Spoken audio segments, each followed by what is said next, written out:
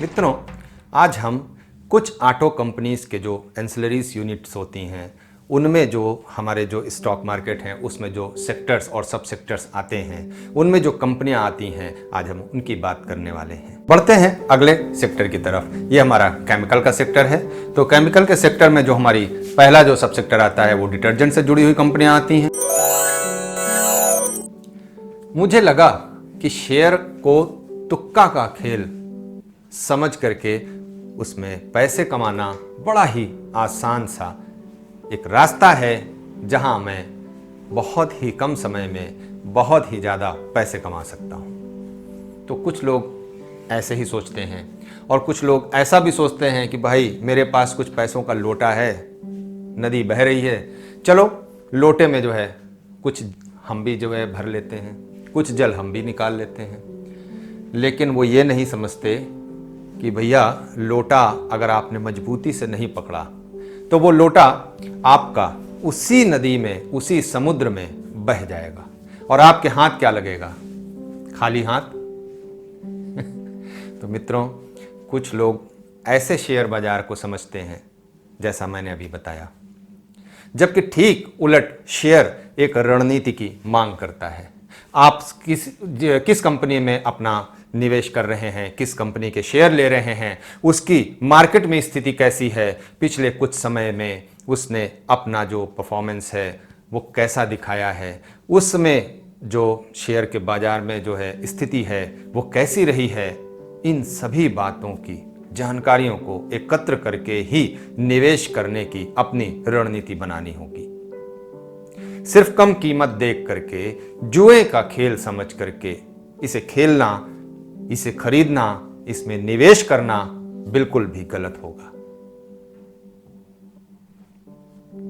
ऐसे लोग अक्सर ये कहते हुए नजर आते हैं कि शेयर में हमने पैसे लगाए और उसमें हमें एक बड़ा नुकसान हुआ। ये सटोरियों का खेल है, ये सटोरियों का खेल है, जबकि ऐसा बिल्कुल नहीं है। शेयर बाजार में यदि आप तुक्का न लगा करके अपनी जानकारी, अपना समझ, अपना जो है एक्सपीरियंस यदि क्रिएट करके फिर उसके बाद आप निवेश करते हैं तो निश्चित ही आपको लाभ होगा। नुकसान होने की संभावना सीमित हो जाती है, बिल्कुल सीमित, और फायदा असीमित हो जाता है। घाटा नहीं, मुनाफा मिलेगा यदि आप निवेश करने के जो नियम हैं उन्हें आप हमेशा ध्यान रखेंगे। और यदि जो है ऐसी छोटी छोटी बातों की जो है आपको जानकारी चाहिए तो उसके लिए आप ऊपर आई बटन पर क्लिक करके इसके जो निवेश की रणनीतियां हैं वो कैसे बनानी चाहिए, किस तरह से बनानी चाहिए, इसकी वीडियो आप देख सकते हैं। मित्रों, आज हम कुछ ऑटो कंपनीज के जो एंसिलरीज यूनिट्स होती हैं उनमें जो हमारे जो स्टॉक मार्केट हैं उसमें जो सेक्टर्स और सब सेक्टर्स आते हैं, उनमें जो कंपनियां आती हैं, आज हम उनकी बात करने वाले हैं। तो चलिए जो है इसको शुरू करते हैं। तो एक नज़र यदि आपने अपना बर्थ चार्ट यदि अभी तक आपने नहीं निकाला है तो निवेदन है कि उसको निकाल लीजिए, और इस बर्थ चार्ट में जो हाउसेस और प्लैनेट्स जो लिखे हुए हैं इधर, इनको मैं जो बता रहा हूँ इनको ज़रूर आपको देखना है और अपने बर्थ चार्ट में उसे मिलान करते चलिए, तो बहुत ही आसान हो जाएगा। यदि आप ऑटो एंसिलरीज की कंपनियों में आप उस सेक्टर में निवेश करते हैं तो ये आपके लिए बड़े काम की वीडियो है। तो चलिए, इसमें जो है एंसिलरीज यूनिट की जो सब सेक्टर आते हैं वो हमारा क्लच का सेक्टर होता है। तो क्लच में भी हमारी कई कंपनियां आती हैं, जिसमें हिंदुस्तान कंपोसाइट्स हो गई और जो है सेक्टो ऑटोमोटिव कंपनी, ये हमारी जो है इस तरह की कंपनियां आती हैं जो हमारे क्लच को जो है मैन्युफैक्चरिंग का काम करती हैं, इससे जुड़े हुए जो है कंपोनेंट बनाती हैं, तो वो कंपनियां आती हैं। इसके बाद जो है हमारा जो आता है वो शॉक एब्जॉर्बर आता है, ग्रेबाइल इंडिया लिमिटेड और मुंजाल सोवा लिमिटेड, ये जैसी कंपनियां आती हैं। अगला जो हमारा सब सेक्टर आता है वो हमारा जो है इक्विपमेंट लैंप का सेक्टर होता है। इक्विपमेंट लैंप में जो है जो कंपनियां आती हैं उसमें auto light India limited, Lumax industries जैसी कंपनियां इसमें शामिल हैं। और जो है इसके बाद जो है यदि हम बात करें तो सस्पेंशन की जो कंपनियां आती हैं, जो सस्पेंशन बनाती हैं, वो कंपनियां आती हैं इसके तहत। और जो ब्रेक बनाने वाली कंपनी है, यानी जो हमारा सस्पेंशन एंड ब्रेक का जो है वो सब सेक्टर है, उसमें जो है जमुना ऑटो इंडस्ट्रीज़ लिमिटेड और रेमसन इंडस्ट्रीज़ लिमिटेड जैसी कंपनियां आपको देखने को मिल जाएंगी। और यदि जो है अगले सब सेक्टर की बात की जाए तो इसमें जो अगला सब सेक्टर आता है वो ट्रांस एंड स्टील लिमिटेड का सेक्टर आता है। और जो है रिको ऑटो इंडस्ट्रीज लिमिटेड जैसी कंपनियां इसमें मिलेंगी। और जो है ऑटोमेटिव एक्सेल्स लिमिटेड, ये कंपनी भी आपको इसी सेक्टर के तहत देखने को मिल जाएगी। और अगले सेक्टर की बात करें यदि, तो अगला हमारा जो सब सेक्टर आता है वो हमारा आता है कि जो गियर्स बनाने वाली कंपनियां हैं, जो ड्राइव बनाने वाली कंपनियां हैं, वो हमारी आती हैं। तो हमारे गियर्स और ड्राइव जो है, इसके लिए जो है हमें जो भारत गियर्स कंपनी है उसे देखना पड़ेगा, और शांति गियर्स लिमिटेड जैसी कंपनियां हमें इस सेक्टर के अंदर देखने को मिल जाएंगी। और यदि हम अगले सब सेक्टर की बात करें तो जो व्हील्स बनाने वाली कंपनियां हैं, जो हमारे ऑटोमोबाइल्स में जो है हमारे व्हील्स का प्रयोग होता है, उनके जो कंपनियां हैं वो सारे इसमें आते हैं। तो इसमें जो है हम अगर बात करें तो व्हील इंडिया लिमिटेड कंपनी, ये एक कंपनी आती है, और स्टील स्ट्रिप जैसी कंपनी जो इसमें देखने को आपको मिल जाएगी। अगले सब सेक्टर की बात करें तो जो हमारे दूसरे तरीके के इक्विपमेंट जो इसमें लगते हैं वो सब बनाने वाली कंपनियां इसमें आ जाती हैं। तो जिसमें जैसे एक कंपनी का नाम लें तो सुपरजीत जो इंजीनियरिंग कंपनी है, ये एक कंपनी इसमें आती है। और यदि हम आगे और बढ़ें तो अगले सब सेक्टर में जो है हमारी सस्पेंशन ब्रेकिंग और जो उसके साथ साथ जो दूसरे इक्विपमेंट जो हमारे लगते हैं वो कंपनियां आ जाती हैं। तो इसमें जो है हमारी सुंदरम साइक्लोन लिमिटेड और वेबको इंडिया लिमिटेड जैसी कंपनी इसमें आपको देखने को मिल जाएगी। और जो बाकी अदर्स जो कंपनियां हैं जो दूसरे इक्विपमेंट बनाती हैं, ऑटो से जुड़े हुए जो दूसरे बहुत से तरीके के पार्ट्स होते हैं जो रबड़ का काम करते हैं, सेक्टर्स में जो है यदि हम बात करें तो जो सुंदरम साइक्लोन लिमिटेड है, बात करें तो Lumax auto technologies limited, LG Balakrishna एक एंड ब्रदर्स लिमिटेड, ये भी एक कंपनी इसी के तहत आती है। इंड्योरेंस टेक्नोलॉजीज लिमिटेड भी इसी के तहत आती है। और यदि आगे जो है बैटरीज की बात करें तो इसमें हम बैटरीज में जो है हमारे पास जो है जिसमें एक्साइड इंडस्ट्रीज, ये सबसे हमारी जो है पुरानी कंपनी भी है और बड़ी कंपनी भी है। आमरा राज बैटरीज लिमिटेड, ये भी एक बड़ी कंपनी इसमें इसी सेक्टर के तहत आती है। और यदि हम आगे जो है इसमें जो हमारे ऑटो इंडस्ट्री, उसमें जो हमारे इलेक्ट्रिकल का यूज़ होता है, उसमें इलेक्ट्रिकल की वायरिंग्स होती है, उसमें जो है हमारा, अगर हम इलेक्ट्रिकल की बात कर रहे हैं तो इलेक्ट्रिकल में इंडिया निप्पॉन इलेक्ट्रिकल्स लिमिटेड जैसी कंपनियां आती हैं, महिंद्रा इंडस्ट्रीज़ जैसी कंपनियां इसमें शामिल हैं। और यदि जो है हम इंजन की बात करें, इंजन के पार्ट्स बनाने वाले जो है इसका सेक्टर की बात करें तो इसमें जो हमारे इंजन बनाने वाली कंपनी है वो बॉश लिमिटेड कंपनी है। इसके बाद Shri Ram pistons and rings limited company भी इसी के तहत आएगी। सुंदरम फास्टनर्स भी इसी के तहत आपको देखने को मिल जाएगी। अच्छा, अब अगर हम ये सारे सेक्टर्स की बात कर लें जो हमने इसमें देखे हैं, तो यहाँ पर जो है एक बड़ी बात यह है कि इसमें हमने जो प्लैनेट्स देखना है, ये सारे जो हमारे इधर किनारे प्लैनेट्स लिखे हैं, यदि हम इनकी बात करें तो हमारे जो प्लैनेट्स में हमारे जो सबसे प्रमुख प्लैनेट आएंगे वो मंगल आएंगे, यानी मार्स, यूरेनस और जो है प्लूटो। उसके साथ साथ हमें सन को भी कंसीडर करना है, और इसके बाद जो हमारा मून है उसे भी कंसीडर करना है। तो ये सारे प्लैनेट्स को आपको ज़रूर ध्यान देना है अपने पूरे बर्थ चार्ट में कि उसकी प्लेसमेंट किस खाने में है।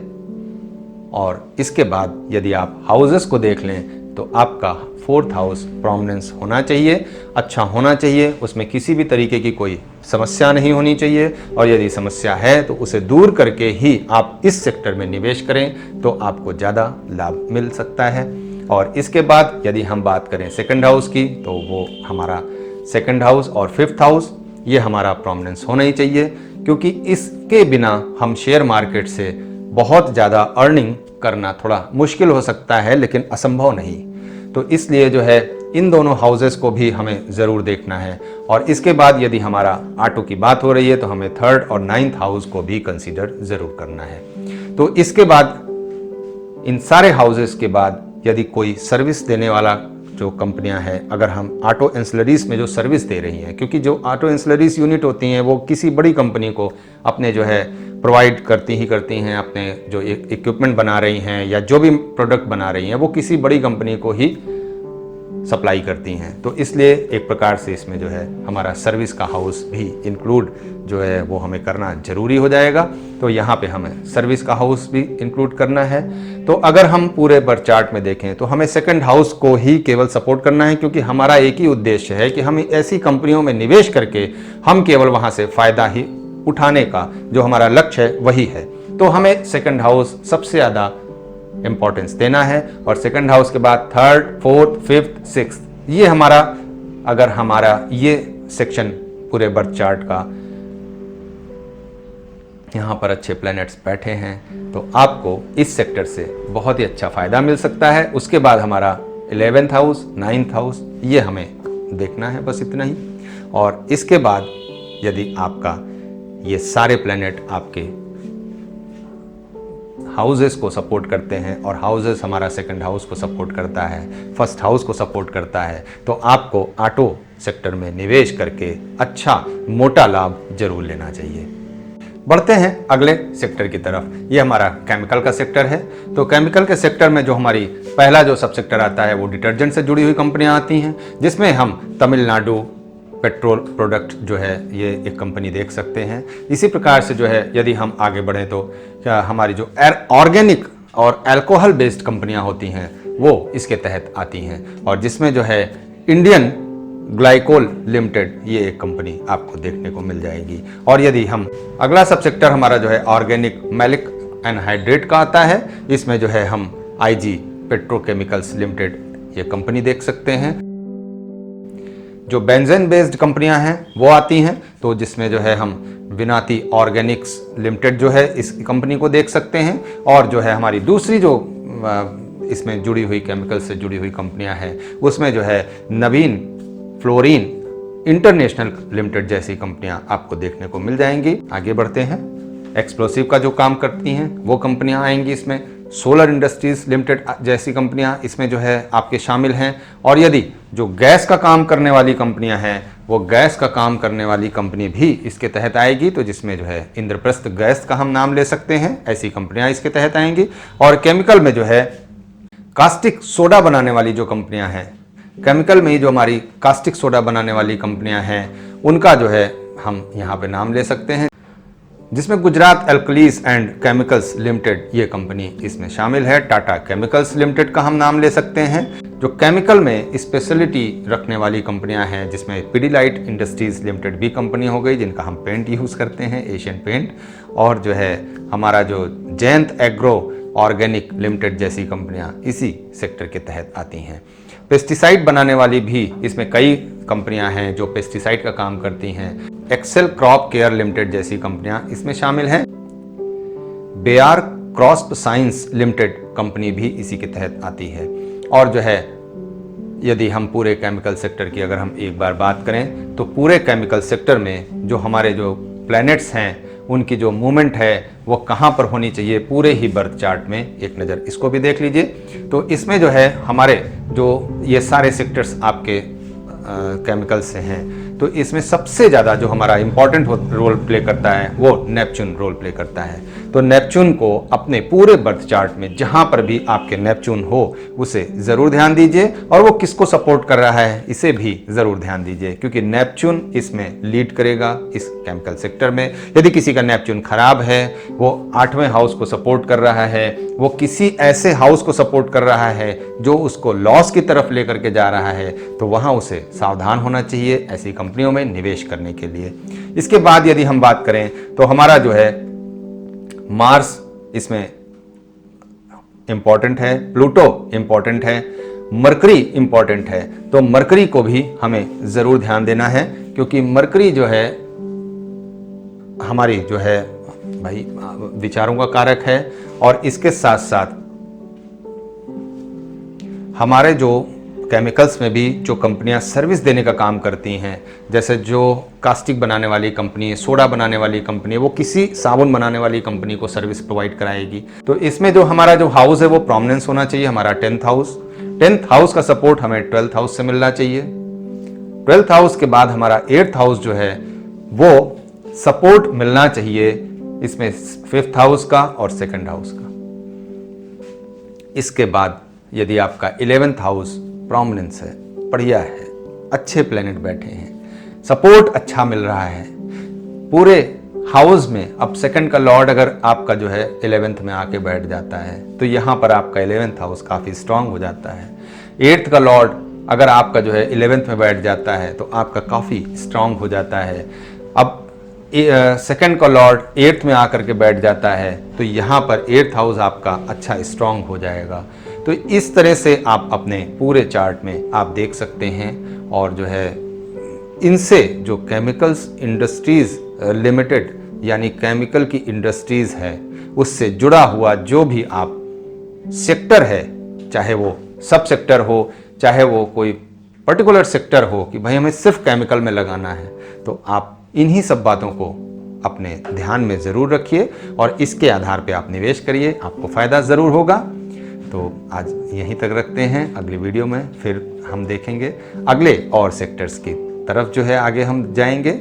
और यदि आपके अपने कुछ पर्सनल क्वेश्चन हैं तो नीचे जो हमारा व्हाट्सएप नंबर है इस पे आप संपर्क कर सकते हैं। यदि आप पर्सनल कंसल्टेंसी लेना चाहते हैं तो उसके लिए भी आप हमसे संपर्क कर सकते हैं इन नंबर्स पे। इसके अलावा आप हमारे वेबसाइट www.astrovastuservice.com पर विजिट कर सकते हैं। इसके बाद जो है आप हमारे फेसबुक और इंस्टाग्राम पेज पर फॉलो कर सकते हैं और वहाँ भी हम इसी तरह की जानकारियाँ प्रोवाइड कराते रहते हैं। तो हमसे जुड़िए और जो है चैनल को सब्सक्राइब करिए। धन्यवाद।